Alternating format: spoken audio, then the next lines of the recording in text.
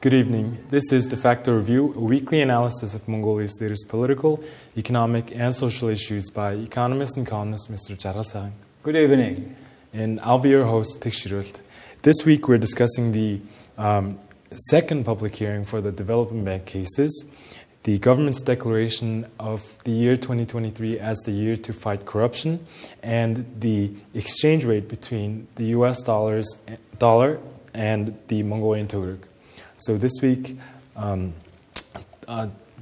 second public hearing for the development bank cases was held at the government palace, and they called a lot of testimonials and had discussed the loans that were granted by the development bank and the completion of the projects that these loans were given out to. So what were your biggest takeaways from this week's public hearing? Well, as we have discussed last time about the first hearing, there are total three hearings. Second one just completed for 3 days. It took 3 days to complete it. And it discussed, if the first one discussed about the individual loan to a private company, etc., this one is talked about the projects that is financed by the Development Bank of Mongolia, which is supposed to be paid from the state budget later on. So it was quite lion shares of the all total loan of this Development Bank of Mongolia, which half of which is classified as a bad loan. In spite of this classification, the Mongolian government had tried their best, and many loan is paid. Total 1.8 trillion MNT loan was regarded as bad, but more than 1 trillion is paid back somehow. So I think also it's thanks to this kind of hearings. And this time they discussed particular large projects. For example, they have called as witness former President Battolga, former ministers, former prime ministers, and in that sense it was, though half of the witnesses are not shown up. So it means that they need to make some enforcement for them to come to this parliament hearing, which is a very important step, and I think it's new mechanism of our public management. And those who did not come should have some responsibility. So I have some kind of 5 observations on what had happened during these 3 days of hearing. First is state management failure. Mongolian government, public management is really in bad shape. If you take this Drucker circle of management, planning, doing, checking, and acting. This third segment of the cycle, which is monitoring, is so in bad shape because all these projects have been checked, audited many times by international auditors, domestic auditors, the bank itself auditors. But somehow the realization checking didn't work well. And Development Bank of Mongolia, since it's government bank, it originally was run by or responsibility of the Minister of Economics, which was abolished or restructured as soon as the government had changed it. Then this DBM was under cabinet secretary, which is not professional agency to run this kind of bank. Then they have decided to move under Minister of Finance. And according to this hearing, some cases, that Minister of Finance was not working properly. That's the private take, how I see. Even more than that time Minister Khuril Batar, who was finance minister, is now kind of misinforming. Looks like misinforming. Why? Because he said that as soon as the DBM came to under the Ministry of Finance, they have got paid 624 billion MNT loan paid back. That's what he said. And he said that the certain creditors, certain borrowers were transferred to the court, he said. But it turned out what he was saying in two cases at least are wrong. One, QSC case. That file went to court, according to the minister. It went on May 7th on 2020, but actually it went to the court way before. It was November 20th of 2019 under completely different CEO of the development bank. The same story with Mongol Mach MPEX, Mongol Mach Expo. He said that it is the file went to court on June 2nd, 2020. Actually, it went December 20th, 2019. So earlier. So some regard it misinforming the case. My second observation is there's no consistency of the development policy in the country, because it's such a big project. Big projects are they got finance from the Development Bank of Mongolia, and when on the halfway, they suddenly stopped financing. And now who is responsible for that failure? And many companies are in such situation. They started big projects, got financing partially, and they did not receive the second one, and the project stopped forever. So there is no talk about who will take responsibility for that. Certainly not the company. Or at least they need to share, which is not the case. It was the same case with Sanshan industrial complex. The ex-president Batulga was in charge of that complex, and he said that we made the railroad connected, and we made the local infrastructure already in the place now, and it's now we need to run further, not to stop or cancel the project.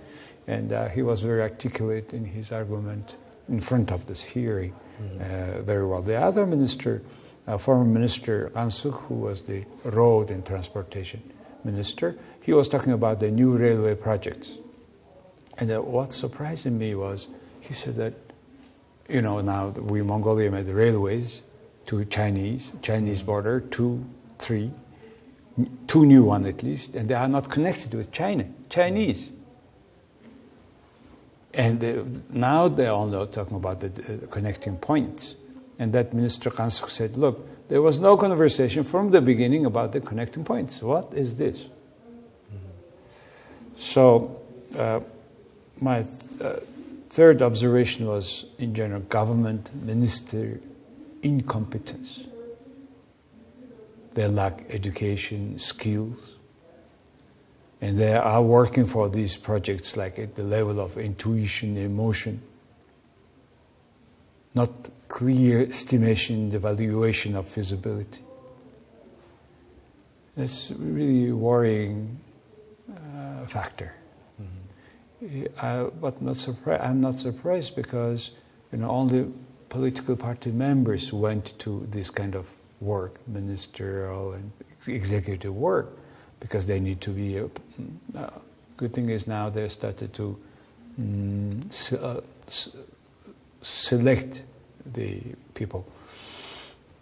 The fourth thing is integrity of the decision makers. How come that one of these companies I talked belongs to sister of mother, son, son of a mother of, for example, Mr. Erden, who is the head of the Democratic Party? Or how come that your advisor is selecting own company for implementing a tender? In case of, for example, Minister Batulga, ex-President Batulga. So this kind of complete disintegrity of the people who are making decisions. My fifth observation, and last one, is there are serious foreign factors from China and Russia. Why? Concerning the gauge of railways, one Russians are broader, China wider, China narrower. Every railways coming from Mongolia to China, except the main international corridor now, Zamingud, the remaining are not international roads, it's just bilateral two countries road. And China has a policy that we will not accept another gauge, different gauge railways, except the international rail corridors. Mm-hmm. So these two are not international corridor, and maybe that's the reason why the Chinese are not active to connect, not enthusiastic, in spite of their all coming frequency, yes, but they're not doing that. Mm-hmm. So this case has touched on a lot of corruption. It's uncovered a lot of corruption that was going on within the development bank. And the government has declared the year 2023 as the year to fight corruption. And Mr. Nyenbatra, who's the Minister of Justice, has introduced a new plan which has 5 steps to fight corruption. So in Mongolian, all the words, the keywords for this plan, the steps are the letter sh or sh. But in short, the words are whistleblowing, sweeping, a bird as in like flying, and transferring, and glass, so meaning transparency. So could you please dive into these 5 steps that the government has planned to combat corruption? It's very on time, I think, on time action. Mm-hmm. 2023 is a full one only last year for this government to fight or to complete their fight, which they have already started, only on one full year. Mm-hmm. So they have announced this year to combat corruption year. And as you said, the 5 sh or sh. First is about whistleblowing, shugul in Mongolian. Yes, they will. They said in this program, in this first ish, they say that we will adopt. This ruling party will adopt a law protecting whistleblower and investigative journalists, which are long time missing, pending. People were demanding it for quite some time, and hopefully they will do it now. Second, sh or shur. I would translate it as a broom. Mm-hmm. Broom is those officials who cannot justify their very high income. They will be kind of fired from the public jobs, and also if a public officer who was never doing business before now living in very high, expensive real estate houses and driving very expensive cars, they will be also fired from their positions as soon as they cannot justify, cannot explain where the whole income comes. Mm-hmm. So it is a way of fighting corruption without violating human rights. Very evident, very clear evidence gives that opportunity. The third sh, or shovu, or bird in English, it is about bringing back those running away corruptionists, if I would say. Mm-hmm. And there are several running away from the country, and they are existing and living somewhere.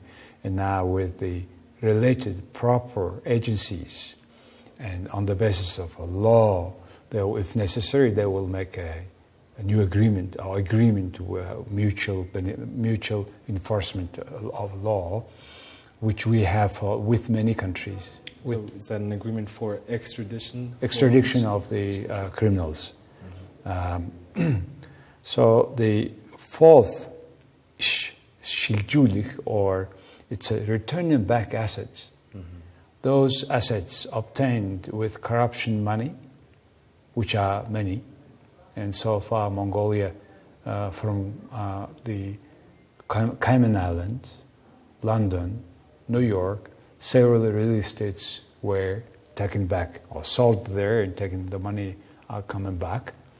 And some of the money is, for example, used for one project of elderly care center, which is one nearby Ulaanbaatar city.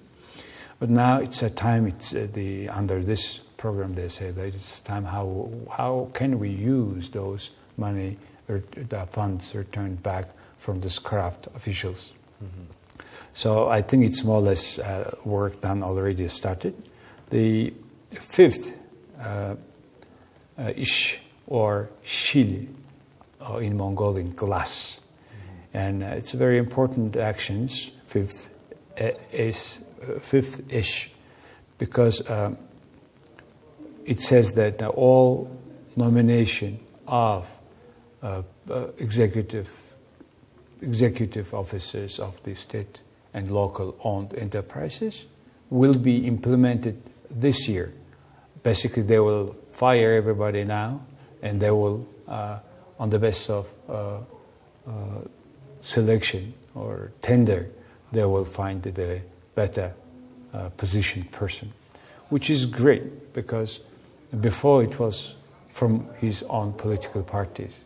Say, the ruling party has 200,000 people, and what they are selecting is a very narrow, smaller pool. Mm-hmm. But now Mongolia has 1 million labor, and if they will elect 5 times more chances, which recently they have done with Erdenes Mongolia, as you remember, and they have been for less than 100 positions, jobs, there were 2,000 plus applications, and 1,000 plus have gone through interview.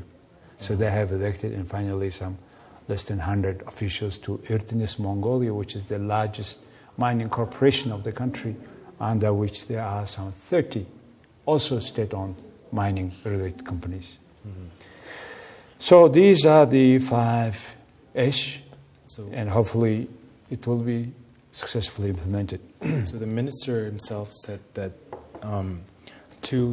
looking at examples of other countries that have combated corruption, he said that first of all, the government has to take steps to fight corruption. Second, the people need to support the government in doing so. And in third, they have to have robust policies to be able to actually fight corruption. So do you think that this is a step in the right direction for the As you see, government? The government of Mongolia has this enthusiasm, has this willingness to fight corruption, mm-hmm. and to continue what they have started 2 years ago. Now, Mongolia, as ever before, fighting corruption and revealing many cases. And now we need to completely go to the end. People support it, as you said. But the third, which is the law enforcement or court or justice system, is to work as much as the people want. Here we have some questions, and hopefully with all this pressure, our court system will work from now on better than before. Mm-hmm. So let's move on to our final topic for this week. So this past week, according to the exchange rates from Mongol Bank, the US dollar hit 3,500 Mongolian turugs this past week, which is an all-time high. Compared to the same period last year, the dollar rose by 650 turugs, which is around 22.8%. So it increased 22.8%. So economists are warning of dangers of the depreciation of the turuk, and that the dollar might go up to 4,000 MNT. So what are the dangers associated with this sudden rise of or sudden depreciation of the turuk? We have already the danger situation of that increase of 18% year-on-year base of turuk. Today's turuk is 3,500, which is way higher than planning or waiting. That's true that in September, once it reached that level for a few days, and it went back down. But this time, what happened? Now the COVID restrictions, Mongolia completely free. China now also free, though the COVID is not finished completely in China. So now Mongolians go there, fly there, and more or less until China was open, the other countries were open, and for this year, Mongolians start to travel a lot. Just in Vietnam, Phu Island, there was 640 Mongolians at the same time in the hotels because we have a charter flights, because we have cold weather here, warm weather there, and the all air pollution, etc. In particular, they were taking their children. This is one of the rush, and the other thing is that now Mongolians more traveling now for education, for medical treatment, etc.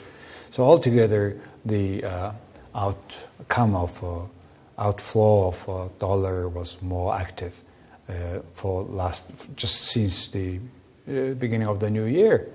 And statistics show for September, our foreign trade turnover increased almost twice. And the import increased twice, 99%, import 66%, export 99%. It's mostly because our main item of export, coal, copper, gold, the prices have steadily increasing now. So that's why the income is high. And plus Mongol Bank, since the first day of the new year, they have put money, injected $325 million to the market. So it's almost 10 million a day US dollar.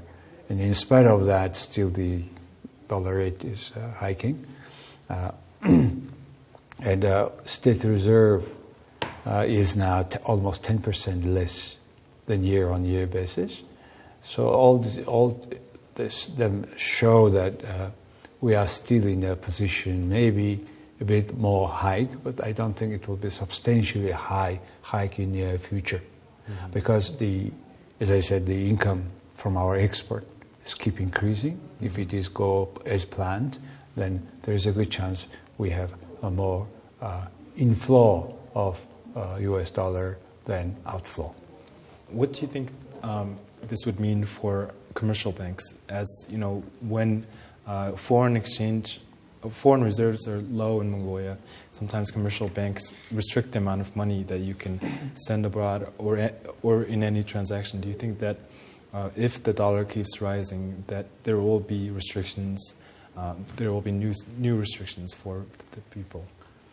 Yeah, in fact, that's what's happening today. Now, if you want to have your own money with, say, in US dollars from whatever your other Tugriks accounts, then you need to inform a bank a day before. It is within 15,000 US dollar or 50 million MNT. Within 15 million MNT transaction, you need to inform, if it's over, inform the bank a day before. It shows the restrictions is already there. The similar thing was before the New Year as well. Then they eventually released that restrictions, and hopefully this time it will happen, and more activity comes up when the spring comes. And the other thing is now Tsaghaansar, the Lunar New Year, is coming next week.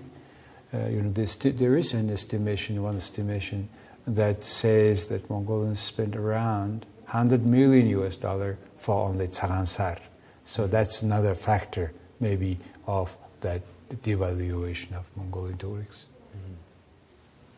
So what do you think should be done to at least try to keep the rate of the dollar at a steady mark at this point? Well, it means we need to increase saving rate of US dollar so that we keep more dollar inside of the country, which they have artificially decreased the saving rate of US dollar before, and to some extent it is existing now. The other thing is to make more export of coal, copper, etc., whatever we do traditionally, but also now from this year we may have more meat Kashmir. Kashmir now, more value-added Kashmir to be exported, because otherwise they just wash Kashmir and send to China. China is producing more value-added products there. So this year, for example, they have stopped, or they have stopped, or they are not permitting this year export of washed Kashmir. They need to stay here, so it may be substantial changes in the export. In general, we need to more deeper processing of all products we are exporting now. Well, unfortunately, our time today has come to an end, so I'll see you next week for a review. Thank you very much, and have a good Sagan Sar. You as well, thank you. Thank you.